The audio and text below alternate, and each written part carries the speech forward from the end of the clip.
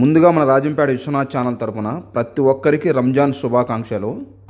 దాదాపు 30 రోజుల తర్వాత ఈరోజు టిఫిన్ క్యాటరింగ్ అయితే పెట్టించినాడు మా సార్ దివాన్లో. ఇప్పుడు రంజాన్ కాబట్టి 30 రోజులు వీళ్ళు ఒక్క బుద్ధులు ఉన్నారు కాబట్టి పొద్దున్న ఏం తినలేదు, నైట్ తింటా వచ్చినారు కాబట్టి ఇప్పుడైతే 30 రోజుల తర్వాత ఫస్ట్ రోజు అయితే టిఫిన్ ఇలా అయితే అరేంజ్ చేసినారు. ఇంకొచ్చేసి కోవిడ్లు అందరూ వచ్చి తింటారు. మా సార్ వాళ్ళు సంబంధించిన ఫ్యామిలీ బంధువులు ఫ్రెండ్స్ అంతా. పొద్దున్నే 6:30కి అయితే ఇలా రెడీ చేసినాము. ఇప్పుడంతా నమాజ్కి అయితే పోయి ఉన్నారు, అయిపోతాను వచ్చి తింటారు.